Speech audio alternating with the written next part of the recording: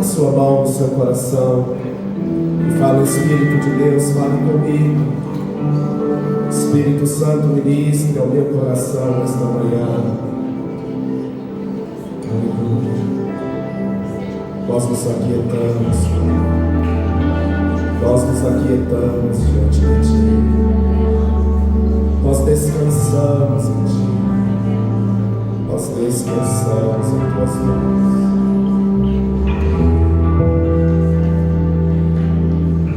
Há um texto que está queimando no meu coração. Ainda que eu ande pelo vale da sombra da morte, não temerei mal nenhum, porque Tu estás comigo. Talvez você esteja passando por situações tão difíceis, por adversidades tão complicadas, por tormentas que têm agitado a sua alma, e talvez fazendo você ficar tão ansioso, tão preocupado, e isso tem te roubado a paz. Mas com seus olhos fechados, veja Ele do seu lado. Tu estás comigo, ó Deus. O Senhor está comigo, e o Senhor me fará passar por esse vale. O Senhor me fará passar por estas águas tão agitadas. O Senhor me fará resistir a esses ventos tão fortes. Eu seguro em Tuas mãos, Pai. Você pode dar a mão para Ele aí pela fé, na certeza de que Ele está estendendo a mão dele para você e dizendo para você: eu estou aqui. Eu estou contigo. Você pode começar a agradecer a presença dele aí do seu lado e dizer: muito obrigado, papai, porque Tu estás aqui, Senhor, porque Tu estás aqui, Pai. Aleluia. Shalom, amém. Eu já quero então ler com vocês o versículo de hoje, porque nós estamos então sintonizados no Espírito Santo, porque o versículo que Deus nos deu nesta manhã é Salmos capítulo 34, versículo 18. Mas antes de eu ler, você vai dizer para o seu irmão: o Senhor está neste lugar. Fala para ele com toda a convicção do seu coração: o Senhor está aqui neste lugar. Ele está perto de mim e de você. Porque aqui em Salmos capítulo 34, versículo 18 diz: o Senhor está perto dos que têm o coração quebrantado e salvos de espírito abatido. Com toda certeza, irmãos, essa ministração é para mim e para você nessa manhã. Que você possa então colocar isso dentro de você e fazer essa palavra germinar aí. Nós não sabemos, o bispo não sabe, eu não sei a situação que você está passando, mas o Deus que sabe todas as coisas e conhece você no seu mais íntimo está te dizendo que Ele está com você. Está te dizendo de todas as formas que Ele está com você. O Senhor está comigo. O Senhor está comigo. Amém? Tem alguém do seu lado que nos visita pela primeira vez? Faça assim, só para que nós possamos te conhecer e te dar boas-vindas. Tem alguém que nos visita? Seja muito bem-vindo, seja muito bem-vindo, irmão da Patrícia, seja muito bem-vindo. Tem mais alguém que nos visita pela primeira vez? Henrique, fique assim, só para que nós possamos te dar aqui um bilhetinho. E prestem bastante atenção que ao final do nosso culto nós temos uma lembrança para te entregar, tá? Ali naquela porta de vidro ali à esquerda, quando finalizar o nosso culto, você pode passar lá e pegar a sua lembrança que nós fizemos com muito amor e carinho, amém? Passando então para lembrar mais uma coisa: que dia é a nossa Farmhouse? 9 de agosto, irmãos. E ó, eu vou falar para vocês, nós estamos aqui nos bastidores organizando. Sabe aquela roupa? Sabe, Bia, aquela roupa que você veio ano passado? Assim, ó, duplica na beca, porque esse ano nós estamos assim, ó, muito comprometidos em trazer algo de excelência para vocês. Então, eu quero falar depois, né, bispo? Nós estamos avisando de última hora, que nós estamos avisando, ó, tem 2 meses para você que dia 9 de agosto ninguém vai morrer nesse dia, que é a nossa Farmhouse, amém? Dia 9 de agosto, então, às 19 horas. nós vamos finalizar esse horário bem certinho para passar para vocês, tá? O nosso... Cara, vamos fazer um desfile de roupas. Quem vem? Um concurso? Vocês estão comigo? Vocês não vão me deixar então desfilar sozinha não, né? Beleza, então nós vamos conseguir um brinde top para quem vier com a beca mais ali alinhada. Homens e mulheres, combinado? Homens e mulheres. Então nós vamos fazer isso. E ó, ninguém me prenda, pelo amor de Deus. Pelo amor de Deus. Galera velha, me esqueçam esse ano, me esqueçam. Vocês não têm noção quando a gente arrecada para a glória do Senhor Jesus para aquela prisão. Mas que é uma noite muito divertida. Quem está aqui no ano passado sabe que a gente se diverte bastante. Amém? O último recado então, pessoal, Velox, galera Velox, nós estamos agora num recesso. Na próxima semana não haverá Velox. Nós estamos fazendo aí o balanço de fim de semestre, organizando a agenda do segundo semestre, organizando alguns detalhes importantes para nós. Então na próxima sexta-feira não tem Velox, amém? Mas a gente aguarda vocês assim com o maior fogo aí no Espírito Santo para o próximo semestre a gente começar com tudo, amém?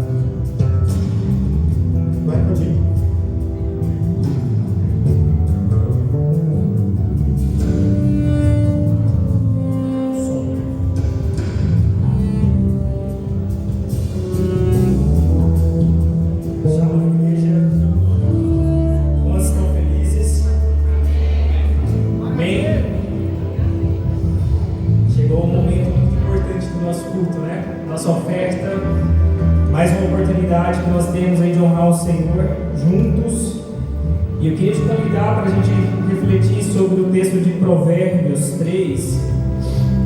Agora sua Bíblia aí.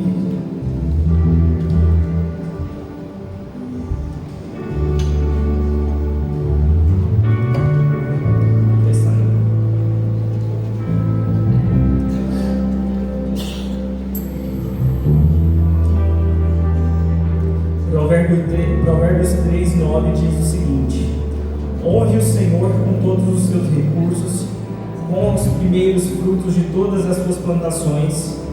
Os seus celeiros ficarão plenamente cheios e os seus barris transbordarão de vinho. Até aqui. Nós temos a alegria, né, de compartilhar esse momento de louvor e adoração ao Senhor. E é um momento, né, obviamente, quando a gente fala de adoração, de devoção, de momento que nós temos a oportunidade também de honrar o Senhor com os nossos lábios, de honrar o Senhor com o nosso louvor, com o nosso coração. A oferta é uma extensão disso, né? Ela precisa ser encarada como uma extensão da adoração. E hoje até estava separando meu dízimo depois de 3 mil planilhas, né? Quem é pagador de boleto aí sabe como é que é as planilhas da venda.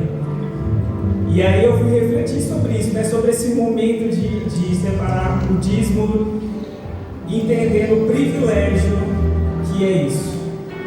O privilégio que é poder ofertar, o privilégio que é poder dizimar, o privilégio que é poder participar da obra de Cristo aqui na terra. Quando a gente entrega a nossa oferta, quando a gente honra o Senhor com a nossa oferta, com o nosso dízimo, é uma demonstração da alegria de fazer parte do propósito do plano de Cristo aqui na terra. A gente cantou aqui até que as taças sejam cheias e Cristo retorne à terra. Nós fazemos parte desse propósito, nós fazemos parte dessa missão de Cristo. E não tem privilégio maior do que fazer parte da missão de Cristo. Às vezes a gente fica louco, né? A gente, ainda mais nesse período que eu falo muito por questão da minha geração, todo mundo em crise, para identificar o seu propósito. E eu vejo o meu propósito em Cristo, em fazer parte da missão de Cristo aqui na terra. Nós fazemos parte dessa missão aqui na terra. Amém? Amém?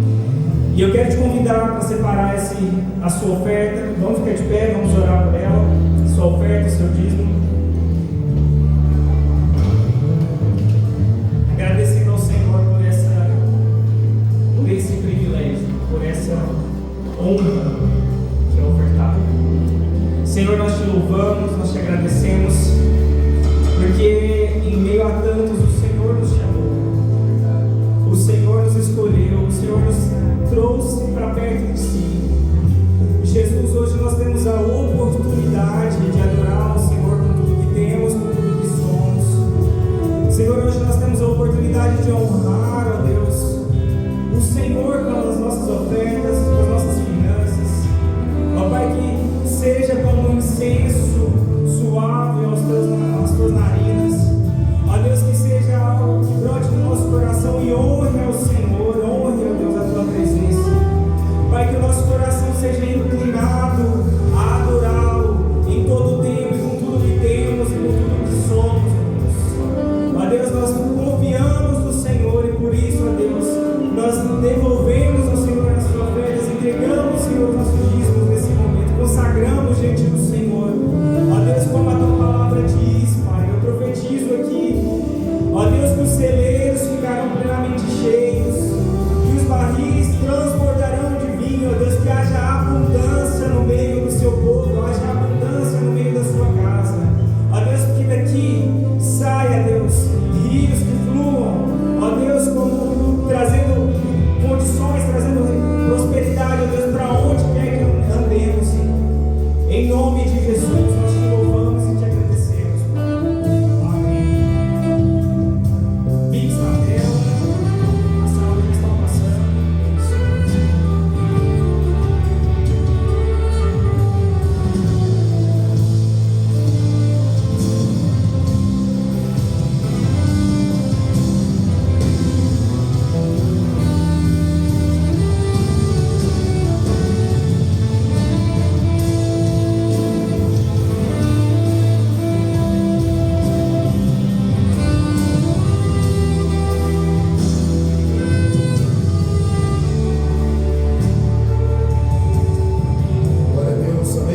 Glória a Jesus. Shalom, meus irmãos, muito bom dia a todos. Vamos continuar o nosso culto de celebração ao Senhor. Eu te convido para que você já abra sua Bíblia no Evangelho de Lucas, capítulo 24, versículo 13. É uma grande alegria poder partilhar a mensagem nesta manhã junto com essa igreja linda, junto com a nossa comunidade de fé, com a nossa família na fé. Evangelho de Lucas, capítulo 24, a partir do versículo 13, nós vamos fazer uma jornada aí juntos. Vamos ler esses versos tão conhecidos por nós e que eu acredito que Deus continuará falando conosco, como Ele já está falando desde o momento que saímos das nossas casas, nos dispomos a vir para cá, amém? Lucas capítulo 24, versículo 13, diz o seguinte: naquele mesmo dia, 2 deles estavam indo para um povoado chamado Emaús, a 60 estádios de Jerusalém. No caminho conversavam a respeito de tudo o que havia acontecido. Enquanto conversavam e discutiam, guarde isso aí. Enquanto conversavam e discutiam, o próprio Jesus se aproximou e começou a caminhar com eles. Mas os olhos deles foram impedidos de reconhecê-lo. Ele então lhes perguntou: sobre o que vocês estão discutindo enquanto caminham? Eles pararam com o rosto entristecido. Um deles, chamado Cleopas, perguntou-lhe: você é o único visitante em Jerusalém que não sabe das coisas que lhe aconteceram nesses dias? Versículo 19: que coisas? Perguntou Jesus. O que aconteceu com Jesus de Nazaré? Responderam eles. Repetindo: que coisas? Perguntou Jesus. Eles então responderam: o que aconteceu com Jesus de Nazaré? Ele era um profeta, poderoso em palavras e em obras diante de Deus e de todo o povo. Os chefes dos sacerdotes e as nossas autoridades o entregaram para ser condenado à morte e crucificado. Contudo, esperávamos nós que era ele quem traria a redenção a Israel. Hoje é o 3º dia desde que tudo aconteceu. Algumas das mulheres entre nós nos deram um susto hoje. Foram de manhã bem cedo ao sepulcro e não acharam o corpo dele. Diga amém. Elas voltaram e nos contaram ter tido uma visão de anjos e eles disseram que ele está vivo. Alguns dos nossos companheiros foram ao sepulcro e o encontraram tudo exatamente como as mulheres haviam dito, mas não o viram. Versículo 25: ele lhes disse: Como vocês custam a entender e como demoram a crer em tudo o que falaram os profetas? Não deveria o Cristo sofrer essas coisas e entrar na sua glória? Versículo 27. Então, começando por Moisés e por todos os profetas, explicou-lhes o que constava a respeito dele em todas as Escrituras. Olha que legal. Então, começando por Moisés e por todos os profetas, explicou-lhes o que constava a respeito dele em todas as suas Escrituras. É Cristo falando sobre ele mesmo. É Cristo explicando a partir das Escrituras sobre ele mesmo. Versículo 28. Ao se aproximarem do povoado para o qual estavam indo, Jesus fez como alguém que ia mais adiante. Eles, porém, insistiram muito: fique aqui conosco, pois o dia já terminou e está chegando a noite. Então entrou para ficar com eles. Diga amém. Versículo 30. Quando estavam à mesa com eles, tomou o pão, deu graças, partiu e o deu a eles. Então os olhos deles foram abertos e o reconheceram, mas ele desapareceu. Então perguntaram um ao outro. Eu quero pedir para que vocês guardem esse versículo 32. Então perguntaram um ao outro: não ardia o nosso coração enquanto ele nos falava no caminho, nos explicava as Escrituras? Repetindo: não ardia o nosso coração enquanto ele nos falava no caminho e nos explicava as Escrituras? Imediatamente levantaram-se e voltaram para Jerusalém. Ali encontraram os 11 e os que estavam com eles reunidos, e diziam: é verdade, o Senhor ressuscitou e apareceu a Simão. Diga glória a Deus por isso. Quantos acreditam que Jesus ressuscitou de fato? Amém? Versículo 35, para terminarmos a leitura. Então, os dois contaram o que tinha acontecido no caminho e como haviam reconhecido Jesus quando ele partiu o pão. Feche seus olhos mais uma vez, para que nós possamos orar e pedir para que o Espírito Santo continue falando conosco. Paizinho, obrigado pela Tua Palavra. A Tua Palavra, ela é tudo o que nós temos. A Tua Palavra é nosso manual de fé. A Tua Palavra, nós descobrimos sobre o Senhor e descobrimos sobre nós mesmos. E agora, junto com os meus irmãos da Átimo Igreja, nós convidamos o Senhor mais uma vez para continuar falando aos nossos corações. Por que não ousarmos e pedimos para que o mesmo Espírito que estava com o Senhor naquele momento, que falou àqueles dois discípulos e que trouxe a eles entendimento sobre as Escrituras e revelação posteriormente, que esse mesmo Espírito continue pairando entre nós. Que esse mesmo Espírito possa ministrar o meu coração e o coração de cada um desses irmãos e irmãs que aqui estão. Paizinho, nós agora nos dispomos de toda e qualquer distração, de todo e qualquer acontecimento que ultrapasse as fronteiras da fé, e nós decidimos voluntariamente nos conectarmos com as Tuas palavras. As Tuas palavras, elas são o que nós mais precisamos no dia de hoje, é o que nós mais precisamos para os nossos dias.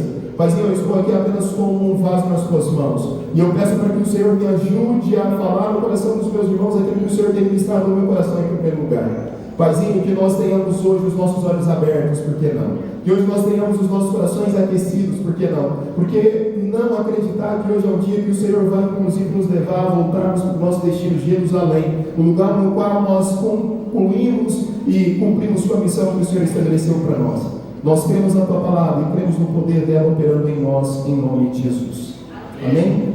Esse texto é um texto muito conhecido por nós, é um texto intitulado como No Caminho de Emaús. É interessante porque eu trago como tema para essa mensagem: somente estar no caminho não é suficiente. Eu vou repetir: somente estar no caminho não é suficiente. Sabe por que disso? Porque não é o suficiente caminhar com fé se seus olhos ainda estão fechados para a verdade. Vou repetir: não é suficiente caminharmos por fé se os seus olhos, ou os meus olhos, ainda estiverem fechados para a verdade. A grande questão aqui é porque eu e vocês, muitas vezes, nós já nos submetemos a andarmos por caminhos e por direções que parecem ser as direções certas. Isso é real. Mas nem sempre com o coração no estado correto. Nem sempre com o coração ardendo e alinhado com aquele caminho no qual nós nos propomos estabelecer. Você talvez já caminhou em alguns momentos da sua vida com Deus, acreditando em Deus, depositando nele a sua fé, a sua esperança, mas talvez como esses discípulos. A Bíblia fala de discípulos. Se nós pegarmos esse mesmo texto em outras versões, eu fiz a leitura na versão NVI, você vai ver que quando fala estavam dois no caminho, algumas versões dizem dois discípulos. Eram pessoas que conheciam Cristo, que tiveram experiência com o Senhor, que acreditaram nele, que depositaram fé e esperança nele, mas que naquele momento eles estavam fazendo o quê? Eles estavam voltando para, ou estavam indo, melhor dizendo, para Emaús. Emaús era um povoado que ficava a 11 quilômetros de onde Jesus fora crucificado. Era um povoado no qual talvez era um lugar de fuga. Talvez era uma roda de fuga, porque aqueles discípulos, eles estavam tomados por alguns sentimentos: vazio, frustração, falta de clareza, insignificância, medo. As coisas não tinham acontecido como eles haviam planejado ou esperado. Não é verdade? Na perspectiva natural e de qualquer um daqueles discípulos e as nossas, nós fazemos planos, traçamos projetos, nos apegamos à palavra e nós estabelecemos o nosso imaginário, uma compreensão sobre como Deus vai fazer em nós e através de nós. Não é verdade? Aqueles irmãos, aqueles discípulos de Cristo, eles tinham uma expectativa de que Cristo fosse, e Ele foi, mas naquele momento de falta de clareza, de frustração, de incredulidade, para eles, Cristo já não era mais aquilo que eles esperavam que Ele tinha sido. Essa é a verdade. Porque as coisas não tinham acontecido como eles esperavam. A prova disso é que eles estão tristes, eles discutem entre si, eles estão aflitos e eles estão indo para 11 quilômetros de distância do local onde Cristo havia sido crucificado. A pergunta que cabe a mim a vocês é: será que nós também já não nos vimos como esses discípulos? Será que por vezes na nossa caminhada de fé, como discípulos de Jesus, ou talvez como alguém que está iniciando a sua fé, ou que você veio aqui hoje para dizer: eu me rendo, eu me entrego completamente ao Senhor? E muitas vezes nessa nossa caminhada, nesse nosso trajeto, nós olhamos e acreditamos e criamos expectativas. E muitas vezes quando as coisas não acontecem como nós esperamos, nós ficamos decepcionados, ficamos confusos e demoramos para crer. Tem uma parte desse texto que fala assim: eles estavam lentos para crer. Eu não sei vocês, mas eu já me peguei em momentos em que algumas circunstâncias da vida me levavam a ter uma lentidão maior para crer que Deus estava naquele negócio, ou de que Deus estava atuando naquele propósito. O que eu quero, juntamente com vocês, refletir nessa manhã, é que muitas vezes nós estamos no caminho certo, mas nós não temos conseguido reconhecer a presença. Aqueles discípulos, eles estavam no caminho, o texto diz. Eles não eram pessoas que não sabiam de nenhum caminho, eles não eram pessoas que não tinham nenhum apontamento. Não, eles tinham um caminho, eles tinham um destino. No Waze ou no Google Maps deles, eles tinham colocado lá: destino, Emmaus.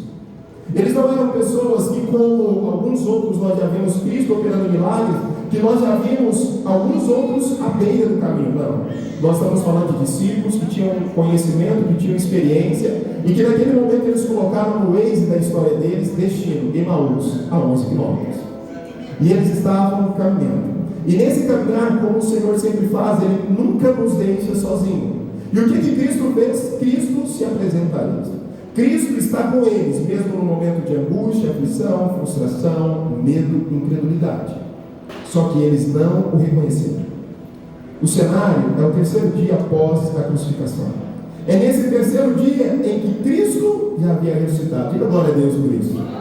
O apóstolo Paulo escreveu aos irmãos de Corinto dizendo: olha, se Cristo não ressuscitou, em vão é a nossa mensagem. Então, ou nós cremos, ou nós não cremos. Não existe evangelho que não crê na ressurreição. E de modo algum eu estou dizendo que aqueles irmãos não criam na ressurreição.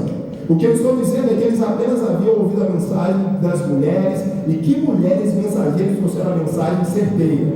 Porque elas disseram: fomos ao sepulcro e não tem nada lá. E não tinha nada, amém? Mas, meus irmãos, no terceiro dia, esses discípulos estão indo para Emmaus, mesmo tendo ouvido falar que já não tinha mais nada no sepulcro. Eles estavam indo para um outro destino. Mas Jesus se aproxima com olhos de amor, mas mesmo assim, eles não o reconhecem. No versículo 16 nós vimos que Cristo está com eles, mas eles não reconheceram Cristo, eles não reconheceram a presença. E eu te faço essa pergunta: quantas vezes eu e você estamos vivendo, caminhando, cada um dos nossos dias, no caminho, na convicção, na nossa comunidade, naquilo que nós entendemos como fé, mas a pergunta é: nós sempre estamos reconhecendo a presença? Nós sempre identificamos Cristo conosco? Nós sempre percebemos o agir dele de maneira simples, porque naquele dia o que Cristo escolheu para se revelar e para ministrar o coração deles era no caminho. É muito legal quando alguém marca conosco uma reunião, um horário, e diz assim: olha, eu vou fazer com você uma reunião, nós vamos ter um encontro, nós vamos tomar um café, nós vamos ter um almoço. Isso é muito legal. Mas nós falamos, acreditamos, eu sou fruto disso na minha relação com o bispo, nosso discipulado há mais de 25 anos, é que o discipulado que nós vemos de Cristo, e aquilo que mais eu acredito que não é o discipulado do dia a dia, é o discipulado do caminho. Cristo se revela para esses discípulos aqui no caminho. Cristo não disse: olha, para tudo aí, agora vamos fazer uma reunião formal, e eis que eu vou aparecer e vou dizer: é o terceiro dia, eu estou aqui com vocês. Não, é no caminho. Mas estar no caminho não nos impede de ter algumas marcas na nossa alma. Aqueles discípulos, eles tinham algumas marcas que eu decidi destacá-las para esta manhã. Marca número 1, eles estavam decepcionados. Volte lá no versículo 14, por favor. No versículo 14, olha o que o texto diz. No caminho conversavam a respeito de tudo o que havia acontecido. Enquanto conversavam e discutiam, o próprio Jesus se aproximou e começou a caminhar com eles. Mas os olhos deles foram impedidos de reconhecê-lo. E ele lhes perguntou: sobre o que vocês estão discutindo enquanto caminham? Eles pararam com o rosto entristecido. Meus irmãos, eles estavam tristes e decepcionados. Existia uma marca com aqueles discípulos. Eles esperavam um rei soberano que fosse inclusive ser um agente político, porque na época o que se contava sobre o Salvador, o Redentor de Israel, era alguém que fosse um agente público, era a expectativa social e moral que eles tinham. Mas Cristo não vem para ser um ativista político. Cristo vem para ser um rei soberano que triunfou sobre a própria morte. Mas aqueles discípulos, como eu e vocês, eles estavam com a marca na alma: tristeza e decepção. Para eles, muitas expectativas estavam frustradas naquele momento. Uma outra marca é a incredulidade, porque no versículo 21 nós vemos eles dizendo o seguinte: nós esperávamos que fosse Ele. Isso aqui é uma marca clara: nós esperávamos. É quando eu digo: olha, eu esperava que alguém fizesse isso por mim. Não é verdade. Eu esperava que o próximo, ou aquele governante que foi eleito por nós, que ele mudasse a realidade política e econômica do nosso país. Eu esperava. E uma das coisas que mais mexem com os nossos sentimentos e com as nossas emoções é quando nós esperamos algo de alguém e não somos correspondidos como nós esperamos, não é verdade? E o texto diz que eles disseram a Jesus, mesmo sabendo que o papo não era com Jesus, é que nós esperávamos. Eles estavam esperando algo que não aconteceu como eles desejavam. Então, esse esperar e as coisas não acontecerem como eles desejavam, traz para eles um senso de incredulidade. A prova disso é que, mesmo tendo ouvido falar daquelas mulheres que Cristo havia ressuscitado, mesmo tendo ouvido aquelas mulheres que o sepulcro estava vazio, eles pegavam essa informação, mas o que o texto deixa para nós é que eles estavam continuando a caminho de Emmaus. A pergunta que eu te faço nesta manhã, mais uma: o que você tem feito com as palavras que Deus já confiou a você, a sua casa, a sua família? O que você tem feito com as palavras que Deus confiou ao seu chamado, à sua missão, ao seu propósito, ao seu DNA? Porque por vezes nós somos tentados, sim, a olharmos para as circunstâncias e continuarmos indo para Emmaus. É mais fácil para nós quando as coisas não acontecem como nós planejamos. E a incredulidade, ela bate na porta de discípulos. A incredulidade não bate na porta só de não cristãos. Então, esse é um lugar que eu e vocês precisamos nos colocar. E nos versículos 25 e 26 tem algumas outras marcas que eu quero destacar com vocês. Diz o seguinte: e ele lhes diz: como vocês costumam entender e como demoram para crer em tudo que falaram os profetas? Não devia o Cristo sofrer essas coisas e entrar na sua glória? Aqui é aquela marca que eu disse: eles estavam ignorantes espiritualmente. Essa é a grande verdade. Eles não estavam entendendo aquilo que os profetas haviam dito sobre o ressurreto e o Cristo que viria para salvar o mundo. Eles estavam naquele momento com os olhos, mais do que os olhos naturais, eles estavam com os olhos espirituais tampados. Essa mensagem é sobre avaliarmos a nós mesmos. É sobre percebermos se por acaso, em algum momento das nossas vidas, ou talvez na maior parte dos momentos, ou talvez você nunca tinha se atentado para isso, seus olhos espirituais não estão ignorantes, não percebendo Cristo diante de nós. Se por acaso nós não estamos perdidos no meio disso, mas em meio a tudo isso, nós vemos Cristo ressurreto entrando em cena, como aquele que é rei sobre todas as coisas. E eu quero agora me ater a algumas práticas de Cristo entrando em cena. A primeira delas está lá no versículo 27. Quando nós lemos e vemos o que Cristo faz, ele começa a interpretar as Escrituras a partir do texto de Moisés, para que ele pudesse, a partir das Escrituras, revelar-se a si mesmo àqueles irmãos. Sabe o que isso precisa me ensinar e te ensinar? Que não existe mais precioso na caminhada de fé, tanto daqueles que iniciaram, quanto daqueles que estão há vários anos, quanto daqueles que chegaram até o dia que Cristo voltar para cada um deles, do que as Escrituras. Não dá para nós queremos viver a nossa vida e a nossa caminhada de fé, mesmo achando que nós estamos no caminho certo, se nós não nos submetermos às Escrituras. Cristo poderia falar assim, ele já poderia bater no peito e falar assim, vocês não estão entendendo, eu sou Cristo, né? É eu que estou aqui com vocês, terceiro dia, as mulheres contaram a verdade, eu sou Cristo, vou te mostrar as marcas. Não. O que ele faz primeiro? Ele volta para as Escrituras. Sabe qual que é um erro clássico nosso? Cristãos há vários anos, ou cristãos remanescentes, ou cristãos iniciantes, é porque nós muitas vezes queremos a mensagem, acreditamos que estamos no caminho, mas não nos submetemos às Escrituras. As Escrituras são a verdade de Cristo sendo revelado a nós todos os dias, e comigo todos os dias. As Escrituras é o meio pelo qual todos os dias Cristo diz, ei, eu estou aqui, ei, eu estou no caminho com vocês, ei, as coisas aconteceram como vocês esperavam, ou as coisas não aconteceram como vocês esperavam, mas Cristo é conosco. Porque nós temos aquela percepção linda de Emanuel, Deus conosco, mas nós não fazemos uso coerente de Emanuel, Deus conosco, se nós não nos submetemos às Escrituras. Nós ficamos esperando Emanuel quando algo transcendental acontecer, e tudo isso pode acontecer porque Ele é Deus. Mas Emanuel é todos os dias quando eu entro no meu quarto, abro a minha Bíblia e leio as Escrituras e submeto a ela. Emanuel presente ali. A Bíblia é o único livro no qual nós podemos pedir para que o autor do livro tenha certeza que ele estará conosco enquanto lemos. Quantos aqui gostam de fazer boas leituras? Uma igreja de bispo. Mas a pergunta é, que outro autor dos grandes livros que você já leu, que você pode dizer, faça-se presente aqui? Que outro livro que você já leu, por melhor que ele seja, que você tenha a convicção de que o autor está junto, presente, te ajudando a ter entendimento e revelação? E a pergunta que eu te faço e me faço, por que então nós não lemos mais as Escrituras? Por que então nós não pedimos, Senhor, revela-nos de Moisés até Apocalipse sobre todas as verdades que o Senhor deixou para nós? Cristo, Ele traz para aqueles discípulos a palavra. Ele começa o processo de restauração, de revelação, de entendimento daqueles discípulos, sabe por onde? Pela palavra. Então, eu, Marcos, carrego comigo uma verdade.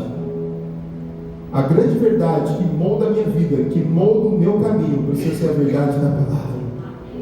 As outras verdades, os outros dizeres, eles precisam ser avaliados pela palavra. Por isso, nós cristãos carregamos a cosmovisão cristã. A cosmovisão cristã é a forma como a qual eu vejo o mundo. Eu vejo o mundo pela ótica da palavra. Eu não vejo o mundo pela ótica do Jornal Nacional, graças a Deus que quase ninguém assiste mais isso. Eu não vejo o mundo pela ótica do Instagram. Eu não vejo o mundo pela ótica do TikTok. Eu não vejo o mundo pela ótica dos grandes influenciadores. E temos bons e maus influenciadores digitais, é verdade. Eu vejo o mundo pela ótica da palavra. Mas se eu não leio a palavra, vamos ser sinceros, eu estou apenas enganando a mim mesmo. Não tem como percebermos Cristo no caminho. Emaús é uma figura de linguagem para a minha vida e para a sua vida agora. Emaús é o destino que eu e vocês colocamos nos nossos dias. Não tem como reconhecermos Cristo no caminho nosso para Emaús se nós não nos submetermos às Escrituras. Martinho Lutero, certa vez, ele escreveu: as Escrituras nos foram dadas para nos conduzir a Cristo. Quantos desejam conhecer mais de Cristo? Quantos desejam perceber Cristo no caminho? Quantos desejam reconhecer Cristo no caminho? Então submetam-se às Escrituras. Submetam-se às Escrituras. Um segundo ponto que Cristo traz para aqueles discípulos e deixa para mim e para vocês hoje. Cristo sempre busca criar um espaço de intimidade. Porque é no espaço de intimidade que há liberdade, que há lealdade e que há comunhão genuína e plena. Cristo, Ele está no meio do caminho com aqueles discípulos. Cristo, Ele cria situações oportunas para que chame a nossa atenção e para que nós desejemos convidar Ele para vir para as nossas vidas e para as nossas casas. De fato, Cristo, Ele é sim o maior dos gentlemen que já pisou na terra.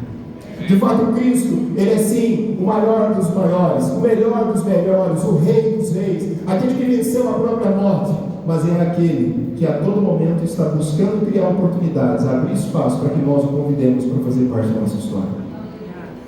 Ele não apenas diz para aqueles discípulos: eu vou para a casa de vocês comer com vocês. Eu vou para a casa de vocês para a gente ouvir mais notícias sobre o Cristo. Não, não. O que Cristo faz naquele momento é criar um espaço de intimidade. E sabe o que eu quero lembrar vocês hoje?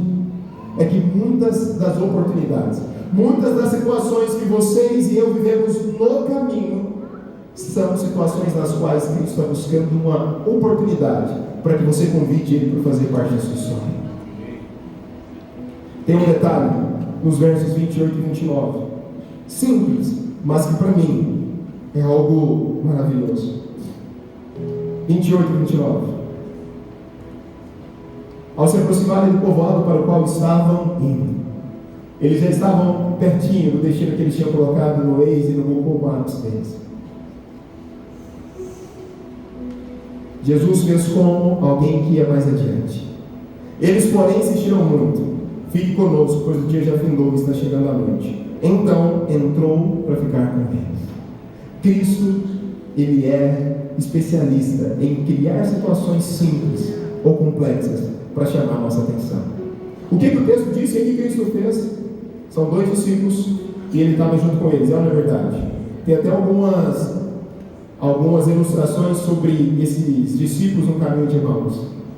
Mas é muito legal porque eu percebo e eu imagino essa conversa por 11 quilômetros. Alguém aqui já correu 11 quilômetros? Temos 1, 2. Alguém já correu mais de 15 quilômetros? Alguém já correu a meia maratona 21 quilômetros? Alguém já correu uma maratona aqui hoje, 42 quilômetros? Não, mas vamos chegar lá, né? Mas eu imagino, o texto não fala que eles estavam correndo, porque eles estavam tristes, desanimados, abatidos, incrédulos. E o texto diz que eles estavam caminhando 11 km. Só que era um tempo em que as ruas não eram asfaltadas, era um tempo no qual não tinha ninguém lá para tirar a aguinha lá, como é nas corridas de hoje. Não tinha um quiosque de frutas para você repor sua energia. Não. Era um tempo obscuro. Era um tempo no qual o que eles tinham como resultado era que aquele no qual eles tinham crido, ele tinha morrido. E se tem algo pior do que o caminho da volta de um sepulcro, eu desconheço. Depois que nós sepultamos alguém, não existe nada pior. Porque enquanto nós estamos lá é muito ruim, mas depois aquele caminho de volta, e muitas vezes solitário, ele é muito pior, concorda comigo? Mas nesse momento, aqueles 2 discípulos, eles estão indo, abatidos, entristecidos, angustiados e aflitos. E Cristo se coloca no meio deles. Só que chega um momento, diga comigo, chega um momento. E esse momento chega para todo mundo. Chega para mim, chega para você, chega para qualquer um. Chega um momento em que eles estão se aproximando do destino, em que Cristo se coloca adiante. Essa é uma estratégia celestial. É o momento no qual Cristo diz: eu preciso chamar a atenção desses queridos irmãos. É o momento no qual Cristo diz: eu não posso passar pelo Marcos sem o Marcos me perceber. Eu não posso passar pelo Lucas, pela Bia, pelo Israel. Cristo se coloca adiante de maneira estratégica para dizer: eu não posso passar adiante e chamar a atenção do Ben-Hur, da Elisa, da família deles. E então, naquele momento, ele chama a atenção, mas eles não sabiam que ainda era Cristo. Mas de maneira estratégica, ele cria uma oportunidade para a intimidade. Cristo, então, chama a atenção deles. O texto que nós lemos diz que eles falam o seguinte: Cristo, vai embora não, está ficando tarde. Irmãos, talvez hoje é o dia para você dizer: Cristo, não vai embora não, está ficando tarde. Cristo, não vai embora não, porque a noite está difícil. Cristo, não vai embora não, porque eu estou caminhando, eu até acho, eu até tento, eu até acredito, eu vim na igreja hoje, domingão, eu estou aqui. Mas não vai embora não. Não vai embora não, vamos para casa. Nesse momento então, O texto diz que eles falam: Cristo não vai embora. Eles não chamam ele de Cristo, mas falam assim: fique conosco, pois o dia já findou, está chegando a noite. Então, o que Cristo faz? Ficou com eles. Cristo só espera o nosso convite. Ele toma sempre a iniciativa. Quem deu o passo à frente não foram eles. Não foram eles que falaram assim: vamos descobrir quem é esse cara.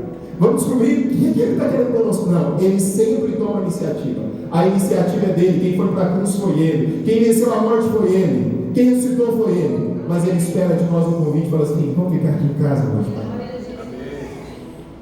O texto diz que então ele foi e ficou com eles. E quando Cristo entra na história, coisas incríveis acontecem. Diga glória a Deus por isso. Terceiro ponto: Cristo entra para a casa deles. E ele faz o quê? Ele se assenta à mesa com eles. Sabe o que nós estamos fazendo hoje? Nós estamos juntos, assentados à mesa. A mesa é lugar de comunhão. A mesa é lugar de integração. A mesa é lugar de redenção, de transformação. Mas ela é principalmente lugar de revelação. É na mesa, é sentados à mesa. E sabe o que eu percebo? Muitas vezes nós estamos caminhando, correndo de um lado para o outro, indo para nós, Emaús, sem dedicarmos tempo a nos assentarmos à mesa. Porque é na mesa que acontece algo maravilhoso. É na mesa que um olha para o outro. É na mesa que um fala assim: está difícil, está tudo bem.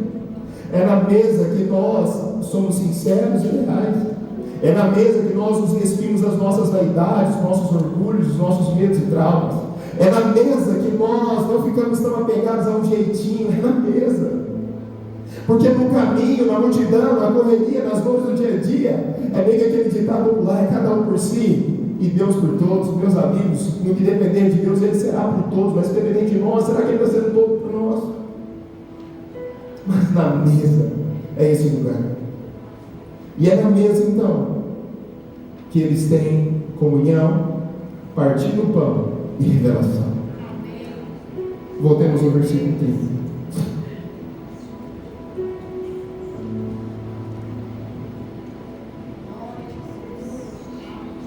Quando estava à mesa com eles, tomou o pão, deu graças, partiu e deu a eles. Ele fez aquilo que ele era mestre em fazer: pegar o pão, dar graças e partir o pão. Eu preciso te dizer nesta manhã, dizer a mim mesmo, que é na mesa que o pão será partido. Que é na mesa. O caminho é Emaús, mas o lugar de redenção e revelação é na mesa. É na comunhão dos santos. Por isso é tão importante fazermos parte de uma comunidade de fé, irmãos. Porque viver o caminho de cada um é importante, mas é na mesa, é na comunhão dos santos que Ele dá graças, que Ele parte o pão, que Ele distribui a nós, que nós temos revelação e entendimento. Foi na mesa. Quando estava à mesa, quando eles tomou o pão, deu graças, partiu e deu tudo a eles. Então, diga comigo, então. Diga mais forte, então. Sabe o que é o legal? É porque esse então não era só para aqueles discípulos, aquele então é para todos nós. O então chega para todos nós que nos assentamos à mesa. Então, os olhos deles foram abertos e o reconheceram. Então, os olhos deles foram abertos e o reconheceram, mas ele desapareceu. Caminhando para o fim. Então, de novo, perguntaram ao outro: não ardia o nosso coração enquanto ele nos falava no caminho, nos explicava as Escrituras? Se na mesa é lugar de revelação, se na mesa é lugar de partir o pão, se na mesa é lugar de intimidade, é na mesa também o lugar de confronto. A mesa também é lugar de confronto. A mesa também é um lugar de dar uma cutucada e falar assim: não é possível que o nosso coração não tinha ardido sabendo que era Ele. Não é possível que nós não tínhamos percebido que era Ele. Não é possível que nós caminhamos, o texto não disse, ele está do começo ao fim. Até o fim eu sei, mas eu não sei em qual momento os 11 caretas que Jesus entra na história. E eu não quero me ater a falar o que eu não tenho informação. Mas não foi no caminho que houve comunhão, revelação, transformação, foi na mesa. Mas a mesa também é esse lugar de cutucar e falar assim: nós estávamos nos apegando a coisas que não são as verdades. Como foi que Ele passou por nós e nós não o percebemos? Como foi que nos expusemos às Escrituras e o nosso coração não ardeu? Meus irmãos, nós temos que nos avaliar. Quando nós lemos as Escrituras, o seu coração palpita. Quando você pega as Escrituras, quando você submete ao culto, os seus olhos brilham. Uma boa teologia é aquela que é fundamentada nas Escrituras, mas é aquela que joga fogo no nosso coração. Quando nós fazemos isso, eu tenho uma caixa de fósforo aqui. Você quer um fósforo, certo? Joguei na água. Ele deixou de ser fósforo? Fósforo com água. Ele vai pegar fogo, sim ou não? Vamos ver? Tem mais dificuldade. Depois de tentar muito, ele pega fogo. Sabe o que isso aqui me ensina? Eu e vocês somos fósforos, mas muitas vezes estamos dentro da água. E a água é um lugar, nesse caso, frio, de temor, de medo. Mas o que Jesus fez para mim e para vocês hoje é: eu quero colocar fogo no coração de vocês. Eu quero aquecer o coração de vocês. Tem uma frase do John Wesley que eu gosto demais, que ele diz: coloque fogo no seu sermão, ou coloque o seu sermão no fogo. E eu quero dizer, tomando a liberdade poética, parafraseando o John Wesley: coloque fogo no seu cristianismo, coloque o seu cristianismo no fogo. Não se contente em viver uma vida cristã em que os seus olhos não brilham, em que o seu coração não aquece.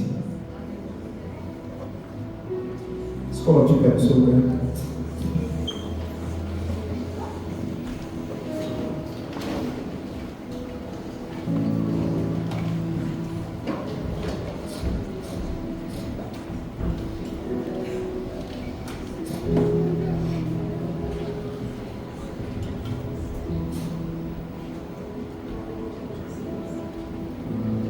O teólogo remanescente dos nossos dias, R.C. Sproul, ele tem uma frase muito legal, em que ele diz que o coração não pode amar aquilo que o intelecto não conhece. O coração não pode amar aquilo que o intelecto não conhece. Não é por acaso que Cristo se fez conhecido a eles, para que depois o coração deles ardesse de novo. O que Cristo quer trazer para mim e para vocês como cristãos, ou como iniciantes, ou como remanescentes da fé, Ele quer nos dar entendimento. Ele quer nos dar revelação, para que então nós possamos amá-lo de verdade.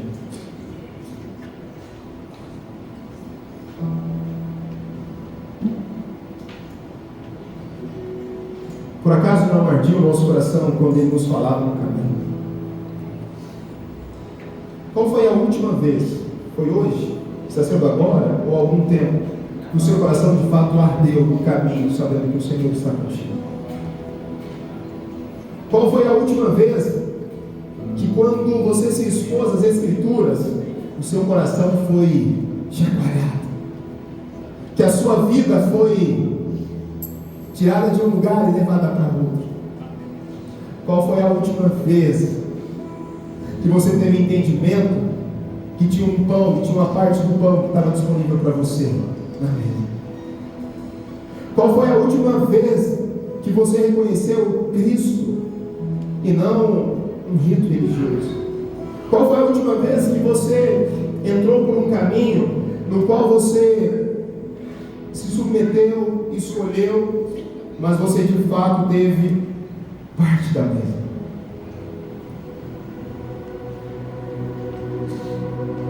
Porque quando nós entendemos isso, algo em nós precisa ser mudado. Quando nós temos a percepção de que nos caminhos da vida, em destino a Emaús de cada um de nós, Ele se faz presente. Ele cria estratégias, Ele cria pontes, Ele toma iniciativa para chamar a nossa atenção. É para depois nos levar para a mesa. E quando Ele nos leva para a mesa, Ele parte o pão e se revela a cada um de nós. E quando Ele se revela a nós, o nosso coração passa a arder de novo. Se nós estávamos como um fósforo dentro de uma água, nós passamos a ser um fósforo que vai ser riscado. Me submeter às Escrituras é o fósforo que estava na água e que ele vai ser riscado até pegar fogo de novo. Meus irmãos, eu quero dizer para vocês